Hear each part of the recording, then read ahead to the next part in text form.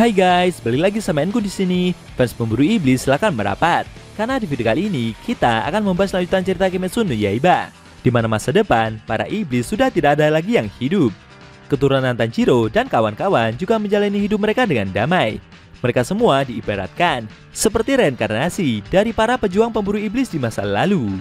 Lebih tepatnya, kita akan mereview manga Kimetsu no Yaiba chapter epilog atau 206 yang bersumber dari website manga kita, Mangaku atau Komiku. Buat kalian yang belum melihat review chapter sebelumnya, bisa keliling di deskripsi atau bisa juga keliling di pojokan atas video ini ya. Dan buat kamu yang cuma ngikutin animenya atau tidak mau kena spoiler, Enku sarankan mending stop videonya aja dari sekarang. Nah, di manga epilog ini, Tanjiro dan Nezuko pulang ke kampung halamannya. Dia mengirim surat ke teman-teman mereka yang lain dan berharap agar mereka semua bisa hidup bahagia hingga ajal menjemput. Penasaran? Oke, langsung aja kita bahas. Let's go!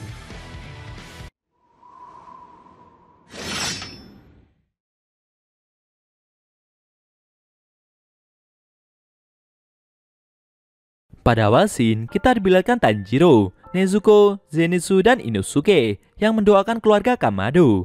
Dalam hatinya, Tanjiro berkata jika dia dan Nezuko telah berhasil kembali dengan selamat. Semua ini tentu karena bantuan dari teman-teman mereka yang lain.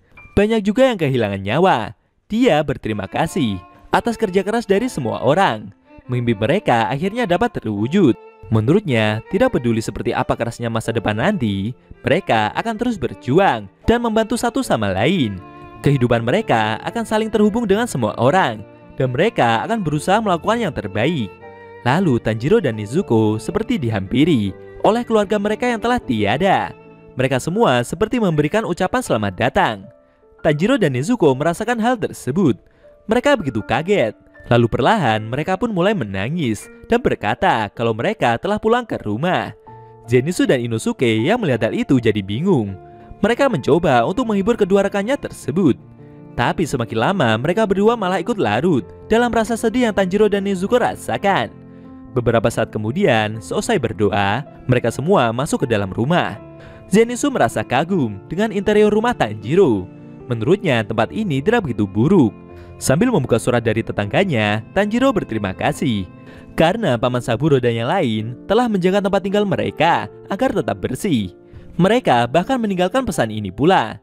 Nezuko juga bersyukur karena mereka juga telah mengganti tatami dan bahkan membersihkan rak rumah pula. Sedangkan Inosuke sendiri mencoba mengendus lantai seakan mencari sesuatu. Zenitsu masih mengagumi interior rumah temannya itu. Menurutnya rumah ini benar-benar nyaman untuk ditinggali. Namun tiba-tiba Inosuke terkejut melihat ada bekas cakaran di dinding rumah tersebut. Dia sendiri juga belum pernah melihat cakaran binatang buas seaneh itu. Tapi Tanjiro memberitahu jika itu adalah cara dari keluarga mereka untuk mengukur tinggi badan. Di dinding tersebut juga ada nama keluarganya agar mereka bisa tahu berapa tinggi badan mereka saat itu. Dengan antusias, Inosuke juga ingin dicek tinggi badannya. Dia berhasrat ingin mengalahkan tinggi badan mereka semua. Namun Nezuko meminta mereka untuk melakukan itu nanti saja, karena sekarang ini mereka harus segera membersihkan rumah sebelum matahari benar-benar terbenam. Konyolnya, Inosuke malah merengek seperti anak kecil dan terus meminta agar tingginya segera diukur.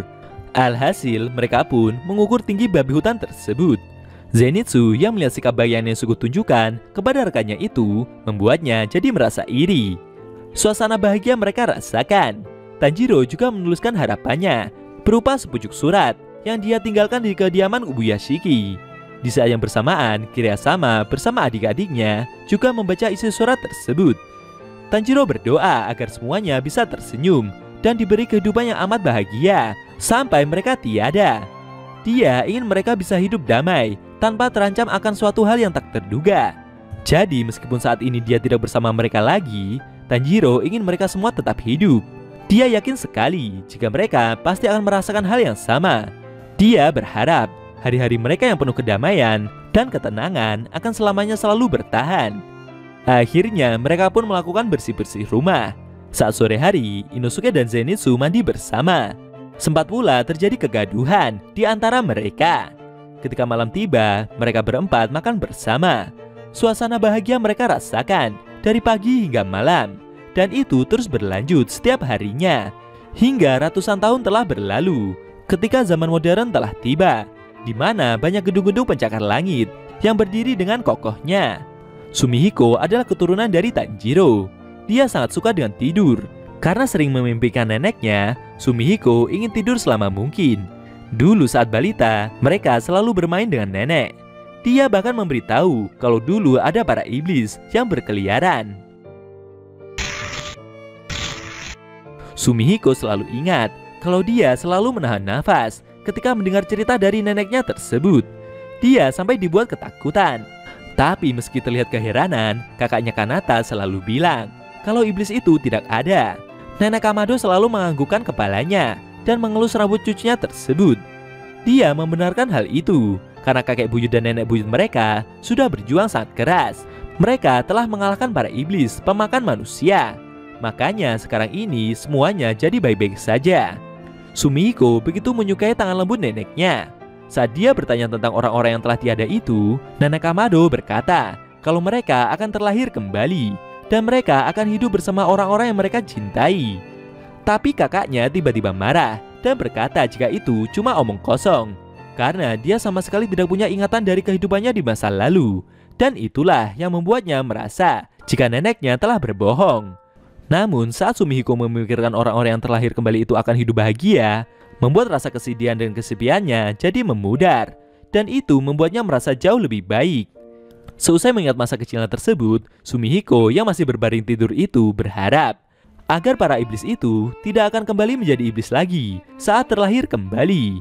Dia tidak tahu berapa lama waktu yang dibutuhkan, tapi dia yakin jika dewa pasti akan memaafkan mereka semua. Sumihiko ingin tahu seperti apa kakek dan nenek buyutnya tersebut. Dia merasa iri dengan mereka yang mengenalnya. Sumihiko penasaran apa makanan yang mereka berdua sukai, apa warna favorit mereka, dan dia juga ingin mendengar cerita dari mereka secara langsung. Karena pada dasarnya manusia memang menyukai suatu cerita. Bagi Sumihiko, hidupnya ini sama seperti sebuah cerita yang mana dialah pemeran utamanya. Sekalipun ada ratusan bahkan 200 pun atau ribuan tahun pun, cerita-cerita itu selalu menceritakan kisah seseorang. Dia yakin sekali kalau keluarganya dan orang-orang yang tidak dia kenal semuanya pasti mempunyai cerita masing-masing. Dan dia ingin sekali mengetahui cerita tersebut. Ketika pertempuran telah usai, sambil memegang tangan kakaknya yang keriput itu, diiringi bunga-bunga wisteria yang berguguran tersebut, Tanjiro dan Nezuko merasa bahagia bisa dilahirkan di dunia ini. Jangan lupa untuk selalu tersenyum saat mereka menangis, karena itu akan membuat mereka jadi sedih, dan dia tidak akan sanggup untuk menahannya. Dia memohon untuk tidak menangisi apapun yang telah mereka perbuat. Selagi mereka masih hidup, itu saja sudah cukup untuk mereka syukuri. Mereka semua pernah bertempur dan tertawa bersama, layaknya saudara kandung, seperti halnya orang tua dan juga anak-anaknya. Tanjiro memohon untuk mengangkat kepala mereka semua. Dia merasa beruntung bisa bertemu dengan orang-orang itu. Dia juga bersyukur bisa terselamatkan. Hal itu membuatnya dapat menghilangkan rasa kesepian yang dia rasakan selama ini. Saat memikirkan mereka semua, Tanjiro merasakan ada kekuatan yang menyala dan membara dari dalam tubuhnya. Kalau saja mungkin mereka bisa tinggal dan hidup bersama, itulah yang mungkin diharapkan oleh semua orang. Tapi mereka harus membuat pilihan, seperti apakah mereka akan hidup dan mati nantinya, sama halnya dengan menang atau kalah. Tapi baginya, bisa memilih itu saja sudah cukup. Pasti akan tiba datangnya masa sulit. Mereka akan datang melahap, tanpa memberi kesempatan maupun pilihan. Tanjiro hanya ingin melindungi semuanya, karena hidup mereka jauh lebih berharga. Kebahagiaan takkan bertahan lama, tapi dia ingin mereka semua melihat betapa bahagianya dia saat ini. Tak pernah sedikit pun terpikirkan olehnya, apakah dia ini kurang beruntung ataukah dikutuk. Dia tidak ingin menyerah ataupun lari.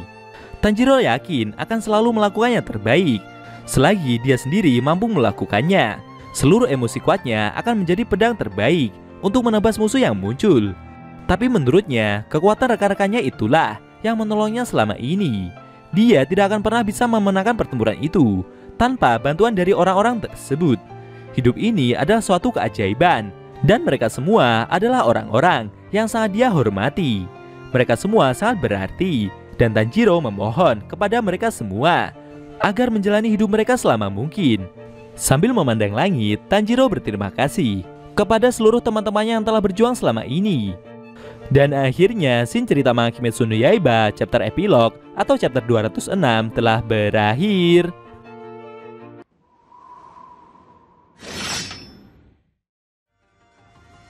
Oke guys, itu tadi review manga Kimetsu no Yaiba chapter 206 atau versi epilog yang isinya memperlihatkan Tanjiro bersama kawan-kawan yang bergandengan tangan dan merasakan sejuknya angin yang berembus diiringi bunga wisteria yang sedang berguguran.